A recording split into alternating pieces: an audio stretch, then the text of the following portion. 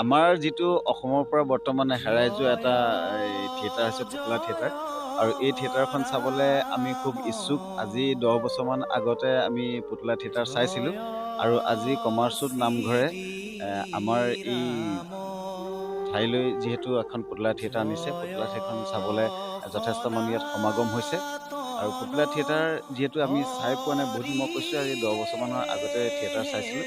আৰু এই থিয়েটাৰখন যে এনেদৰে যিসকল মালিক আছে বা প্ৰযোজক আছে, এনেদৰে ধুনীয়া সুন্দৰকৈ ধৰি ৰাখিছে পুতলা থিয়েটাৰ যিটো সংস্কৃতি, এই সংস্কৃতিৰ কাৰণে তেখেতসকলক আমাৰ কমাৰচুকবাসী হৈ তেখেতক আমি বহুত বহুত ধন্যবাদ জ্ঞাপন কৰিছোঁ। আৰু আমাৰ ৰাইজকো আহ্বান জনাইছোঁ যাতে এই পুতলা থিয়েটাৰ চাবলৈ আহক, যাতে আমাৰ পুতলা সংস্কৃতি চিৰদিন এনেদৰে জীয়াই থাকে। ধন্যবাদ।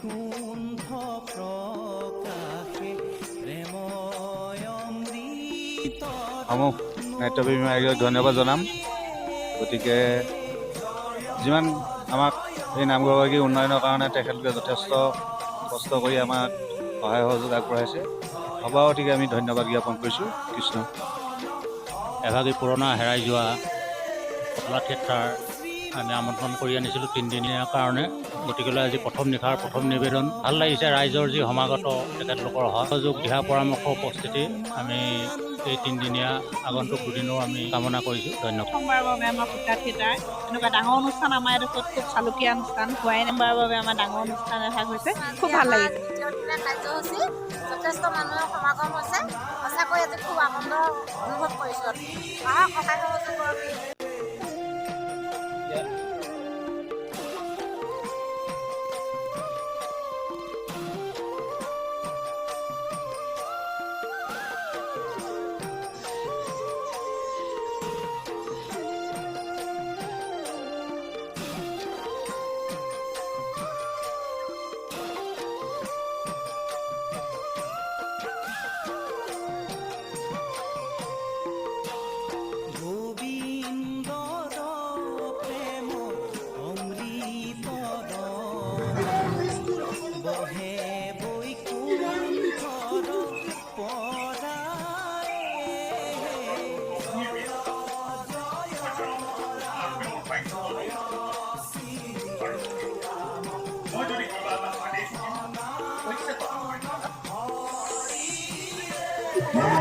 কেনেকৈ দিব লাগে, কেনেকৈ দিব লাগে, সেইটো আৰু আমাতকৈ ভালকৈ কোনে জানে।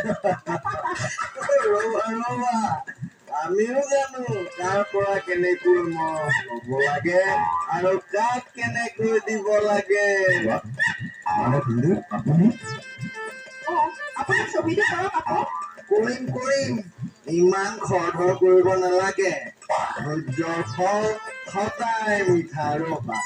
বাৰু হেৰা পিনা কোৱাচোন, এতিয়া প্ৰথমে ছবিটো তোমাৰ মাথাত কৰিম নে এই পিঠিত কৰিম? কোৱাচোন কোৱা। আজি কাগজত নকৰো দিয়া। ধৰা আজি তোমাৰ পিঠিতে প্ৰথমে ছবিটো মাৰি লওঁ নে কি কোৱা? কি কৰিছে? পুলিছে ৰবা ছবিটো পাৰি লওঁ। চিয়াহী ভালকে লগাই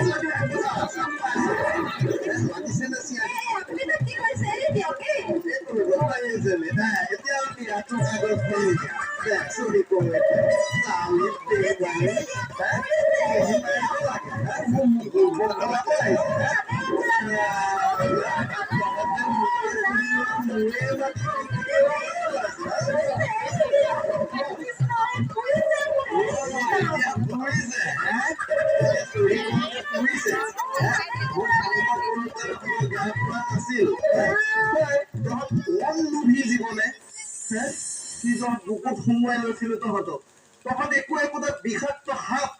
তহঁত বিষাক্ত সাপ, পেটি সাপ। তহঁত গাখীৰ খুৱাই খুৱাই পেটি সাপ পুহি ৰাখিছো, অথচ মই গমেই নাপাওঁ। সিহঁতে মোকেই খুটিবলৈ আহে। তহঁতে এনেকৈ মোৰ সন্তানটোকো শেষ কৰিলি। আমি আৰু কেতিয়াও এনেবোৰ নকৰো। আমাক ক্ষমা কৰ, আমি আৰু দুমাই এনেবোৰ কেতিয়াও নকৰো।